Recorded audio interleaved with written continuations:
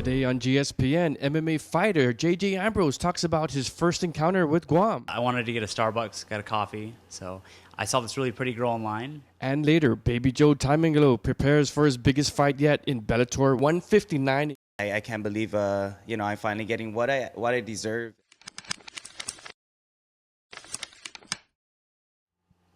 Hafide Sports fans, I'm Patrick Lujan. Welcome to our special edition of GSPN Live. We have MMA fighters JJ Ambrose and Baby Joe Taimanglo. But first, it's JJ Ambrose. You've heard the name. It's a very familiar name to our fight fans. But we actually got a chance to bring him in and let him introduce himself to the Guam fans. So JJ, thanks for joining us today. And you have a long fight history from Muay Thai to MMA. You keep going at it. But your connection to Guam, basically, you're now a resident of Guam. Tell us about who you're with and who you married and how that all came about. Okay, so after a fight in Vegas, I wanted to get a Starbucks, got a coffee. So I saw this really pretty girl online, and I walked up to her. I got her number, and kind of the rest is history. I met my wife, Chess. It's been 9 years now, and I had no idea where Guam was from or Guam was at in the Pacific, other than my sister was stationed here maybe like 15 years ago. She was in the Navy, and I always pictured it as like a jungle. Everyone's running around, primitive, like grass skirts, and then 8 years ago, I came here for a fight in PXE and found it a little bit different. It's like Hawaii, kind of, and I fell in love with the place. So, last year we decided we wanted my daughter Juliet to grow up around family, and like Howley's in the States, we're kind of spread out. So, family is like Christmas, Thanksgiving, birthdays. Here, it's like every weekend we have a function. So it's kind of cool, like seeing her interact with her cousins and meeting all of these new friends and, finding out everyone is an auntie or an uncle. So it's just been a trip. I'm getting family experiences that I didn't have as a child. So it's been cool coming to Guam. So what has that done, that move, when you guys decided you're going to come back to Guam with your family, your wife's family here? How did that affect your mindset as a fighter? It's like I can relax now. Sometimes I'll go on trips far away. I went to Kuwait recently. I go to Australia here and there. And it's nice that I can relax. My wife and Juliet aren't by themselves at home, So it's nice. I know that family's there when I'm not, so they can kind of back up.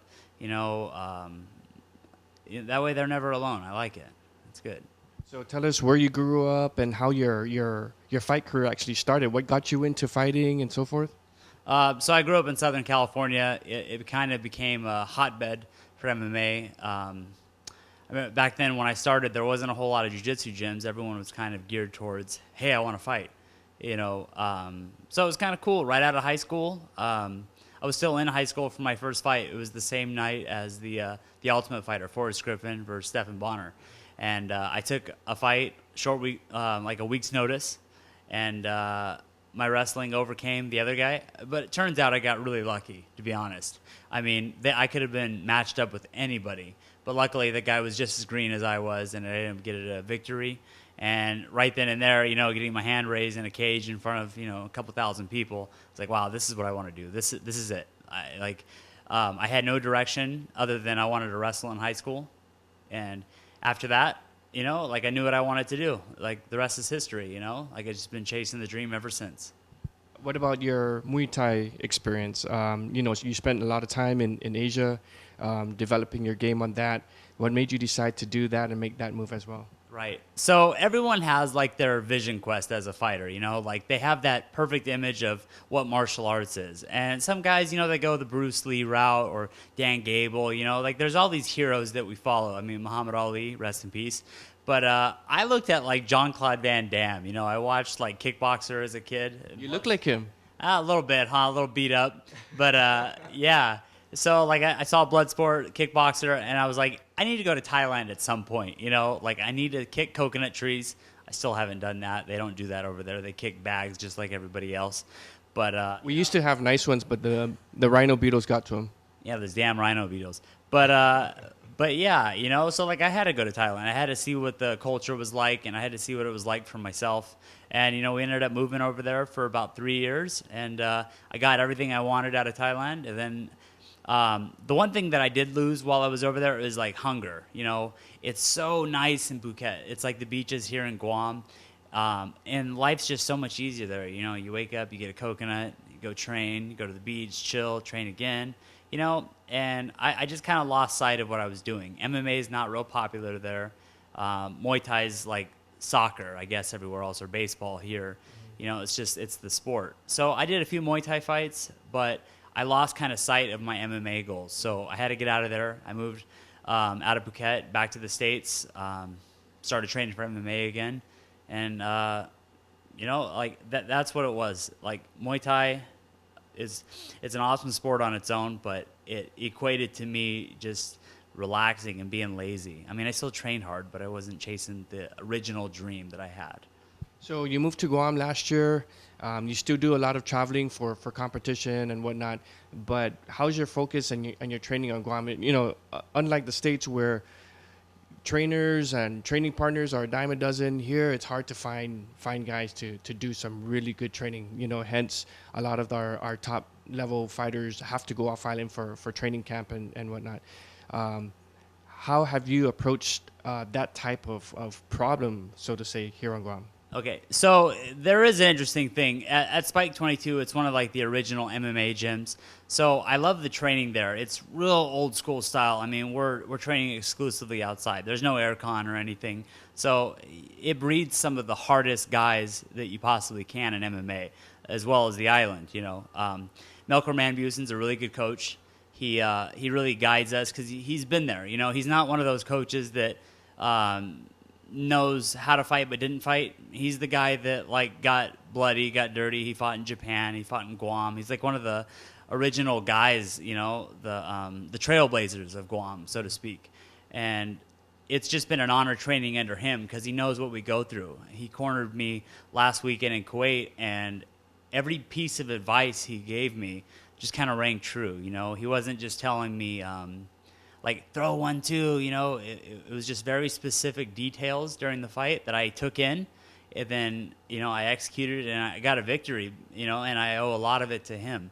And as far as training partners at Spike 22, I mean, I train with some of the best fighters in the world, in my opinion. The thing about Guam is that the amount of fighters per capita is just ridiculous. You can't get that anywhere else. Like in the States, like maybe 1 in 100 guys is a fighter. Here, it's like 1 out of 10. Everybody, like just walking down the street, has cauliflower. I'm like, dude, what did you do? It's crazy the amount of fighters. So it's hit or miss with training sometimes, but there are some like steady guys that I'll see every day. You got Rocky Martinez, PXC heavyweight champion. Jeff Mesa holds mitts like no other. As well as good boxing. Ricky Camp, good 135er, so I'm working on speed with that guy. There's just a good stable of guys that are always there. And then we get like these random like Japanese tourists will come in and we're like, hey, I saw you in UFC, bro. How you doing? So you just get these random drop-ins that, that just makes us a little bit better. Melker tends to draw those random Japanese guys in. Sakuraba is one of his good friends. So moving on to Australia, we talked about the HEX fight series that you're going to be a co-main event, as well as Josh Calvo, one of our stateside Chamorro boys that found a way on the card. Tell us about that Australian fight series, your involvement with it, and possibly the evolution and probably having Guam fighters participate in that as well. Yeah, so I'm like the matchmaker for Hex. It's kind of good because the owner is a good buddy of mine, Trent James. He also fought a couple times, so he kind of knows the ins and out of fighting. But it was really interesting. We had a fighter pull out last week because of visa issues. Sometimes it's hard to get into Australia, but the guy pulled out, and Melkor hit me up like, hey, what about Josh Calvo? He's always game. So, I messaged Josh, and, he applied for his visa right away. We're just waiting on that, and then, he'll be in there. But as far as getting other Guam guys on there, I mean, yeah, they're always down to scrap, they're getting more and more headway in MMA. I think, when I'm in the States training at different gyms, it seems like there's always one Guam guy. Like I'm like, man, you guys are everywhere. You guys are, like such a small population. But it seems like all over the world, you guys are there. There's always the one. So yeah, it's good. You guys are blowing up in MMA. Finally, JJ, you're not only MMA, but you get involved with the Jiu-jitsu. You did the submit against Eric. Came up with the draw. Very, very active competitor and athlete that you are. How long do you see that happening, especially with the young family, with the daughter? And then how do you see yourself evolving with the different types of combative sports here on Guam? So the cool thing about Guam, like I was saying, is with the MMA fighters, it also has like a really big jiu-jitsu community. So there's so many grapplers on Guam that I think we really feed off of each other. Eric is a really strong grappler. So going up against him, it's just a good test for me. If I can match strength with him and technique with him in jiu-jitsu, then I have no problem going against guys in MMA. So it's iron sharpens iron, and I just love to compete. That's the only reason why I fight. If it was for money, I would have quit a long time ago because we'd be broke for sure. So I mean, it's just competition. If there was no money involved in this sport, I would still do it as a hobby. I'd have a 9 to 5, and then I'd do this on the side as well. So that's how it is. Yeah, appreciate it. JJ Ambrose, ladies and gentlemen, new resident of Guam, an old name of MMA. Keep an eye out because he's still doing wonderful things, and now he's representing Guam with us. JJ, thanks for joining us. Coming up next, Bellator's Baby Joe Taimanglo. You don't want to miss this.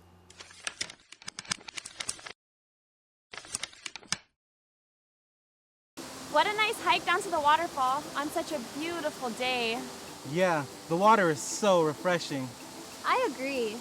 Water is life. But did you guys hear about the drought Guam's in? No, I hadn't heard. What's the deal? Well, this year we're on the other half of El Nino. Last year we had all the storms. This year we have the drought. Luckily, Guam has a fast-charging aquifer with plenty of water. That's true. But we still need to do our part and conserve water. We don't want to waste it. I keep forgetting to call GWA about the leak on my street. Dude, you gotta get that fixed. Right away. Okay, will do. Small things make a big difference. Do your part, Guam. Save water by fixing leaks in and around your home or ranch. And if you have a leak in your village, report it to 646-4211. Like us on our Facebook page, and for more water-saving tips, log on to guamwaterworks.org.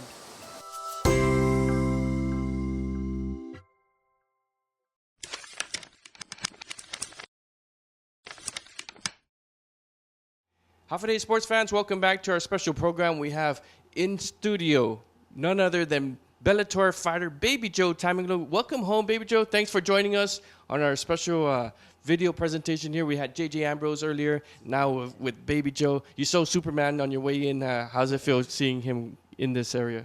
It's a blessing, man. He's a great athlete. JJ and I trained numerous times before. And to see where we parted ways and coming back to see where we're collecting and making big names for ourselves, it's been a great journey to see this guy grow, and as myself, and to help each other represent the island of Guam as well. It's a great feeling. Speaking of journey, we're not gonna beat around the bush. We are here to talk about your biggest opportunity yet, young man. Yes. This is it.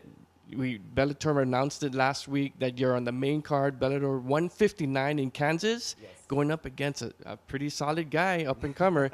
So you always wanted that opportunity. You went out there. You invested all your time and energy in the States. You're knocking on the doorsteps. How does it feel right now? The feelings, it's awesome. I can't believe I'm finally getting what I deserve, and now I'm just gonna still do what I've been doing. Work hard, sacrifice, and commit myself to win that night, and I didn't get in the business to lose, it's part of the game, but at this point, I got the experience, 30 fights under my belt. I'm ready to showcase my skills and talent, and actually, show the world that this little Guam boy has what it takes to be the world champion in Bellator. So off of your last big win, you had a big win on your last fight. how did you feel and your confidence level talking to the Bellator folks, Rich, Mike Hogan? How was that conversation like after your last win and saying, the opportunity that you're just going to have right now? Well, showcasing my skills that night to go against Serwan Kakai, I kind of like answered a lot of questions for Bellator to see if I'm ready for this fight opportunity against Cadwell. And I told them, I'm championship material. I work hard. One of the best fighters that's not known out there, but will be known after what I do within the next couple months and my career with Bellator, because I'm just pushing, man. I'm pushing every day to live my dream and give my 110% every day in training.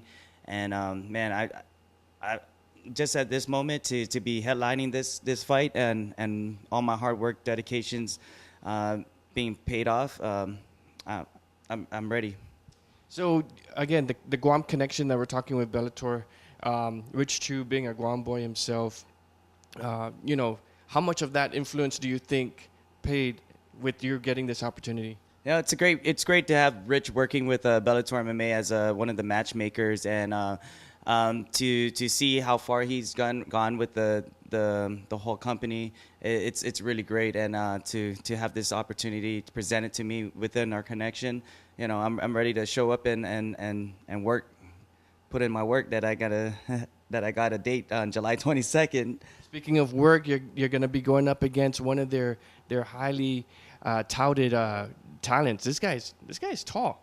He's almost a 6-footer coming down and to cut weight. How do you prepare for something like that, knowing that he's a national wrestling champion and a highly touted fighter? His credentials speaks it for himself, But other than that, that's for him. Me, on the other hand, I got more than this.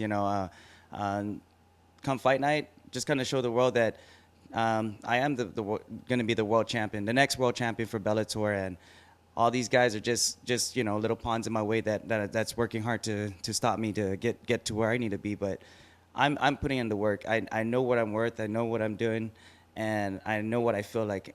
And that feeling is just to be the world champion. So the opportunity there is coming towards me, July 22nd.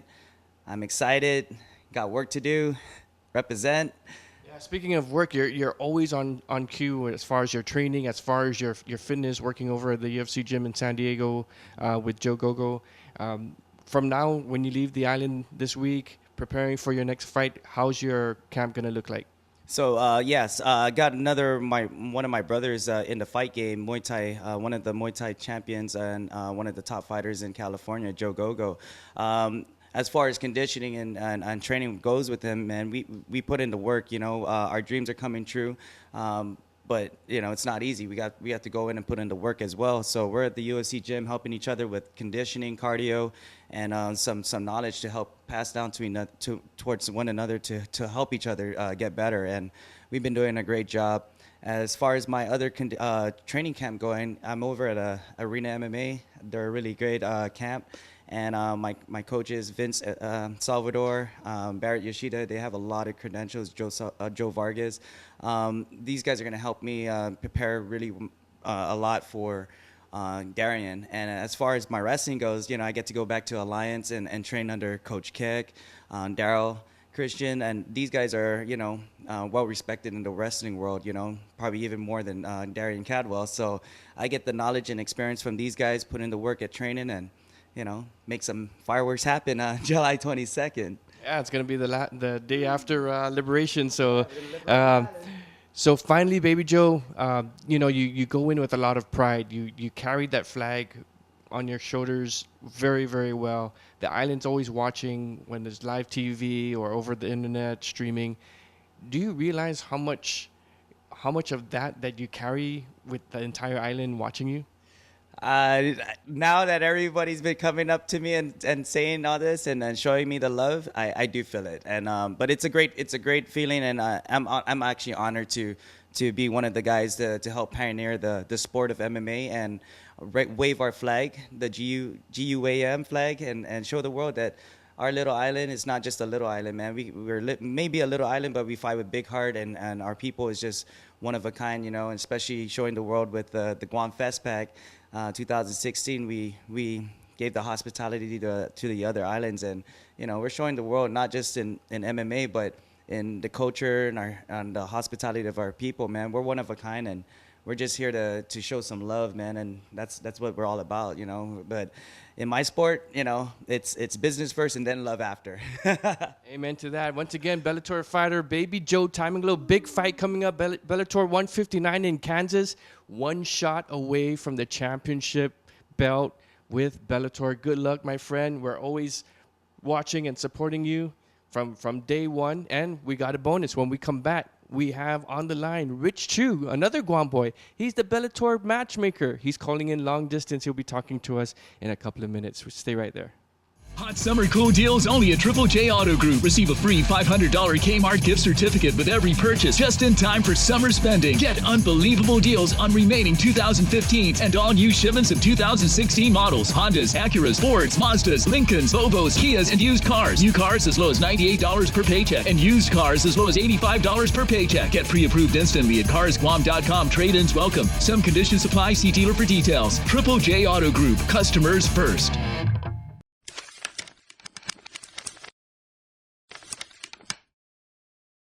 So let's talk about Baby Joe and the opportunity that you guys are going to be giving him. Basically, how did it come about, and was it really his last fight that you guys saw something that would give him this opportunity for a title contending fight? Baby Joe really earned this opportunity against Darren Caldwell. This fight is a title eliminator. So the winner of this fight will fight the winner of our bantamweight title fight, actually happening June 17th in Fresno between Dantas and the current champ Galvao. So Baby Joe really earned this opportunity with a really solid win in his last fight against Serwin Kakai. And he's won 3 in a row now, and he deserves to be here. And I know he's going to train hard and come to fight. So is it hard, you being from Guam and him being from Guam, is it hard to be, fair as far as matchmaking is concerned? Honestly, not at all. I've been doing this for so long. Just have the ability to put aside any friendships and any connections and just really, do what's best for the organization and really give the fans what they deserve. So, no, it hasn't been hard. Over the years, I've developed some really strong friendships with people I've had to work with over the years, and at the end of the day, we're all professionals here. So that's what it's all about. Baby Joe is here because he earned it, and I'm looking forward to the fight. So when you're matching up Darren Caldwell and Baby Joe, obviously you have a great height difference, 5'10" and 5'4". As a matchmaker, do you view that as something as part of the matchmaking equation, or you're just putting two people that deserve it the most? I think all of that factors in, but there are different things that these guys bring to the table. Darren Caldwell is a national champion wrestler from NC State. He's a freak athlete, and he's got a lot of hype around him right now, coming off a very, very impressive win over Joe Warren, who was a dominant champion in Bellator. But Baby Joe's got way more experience than he does, and he just brings in a lot of experience. I think he's coming in, he'll be an underdog, but I think with that comes, just there's no pressure on him. He's going to go out there and just go forward and try and take out this guy that's got all the hype on him. That's the way I see it. Baby Joe's got more experience. Caldwell, the media really is backing him right now after his last win. Everyone says this guy's the next big thing, and I can see Baby Joe coming in with more experience, having fought a lot of tough guys in his career, coming in without that pressure. And this is MMA, and anything can happen. So I'm very excited for this fight. Hey, Rich, thanks for taking our call today. I really appreciate you taking some time off of your busy schedule. Anybody that you want to say hi to here back at home? Man, so many good friends and family. I just miss everybody, and thank you all for the support. I always get a lot of messages, on social media and people calling me directly and texting me, and I really appreciate it. We're just working really hard to make MMA more interesting, and appreciate all the support. That's Guam boy Rich Chou, MMA and Bellator matchmaker. Thanks for joining us, Rich. And that will do it for our show for today. Thanks to JJ Ambrose, Baby Joe Taimanglo, and Rich Chou for joining us. Until next time, good night. Baby Joe, welcome home, and thanks for joining us. Shake my hand. Oh. Let's try that again. I didn't see it, dude. I was too busy looking at it. I was like, oh, damn. Left me hanging. He left me hanging. That should go to the Yeah. Just for that, we're not going to shake hands.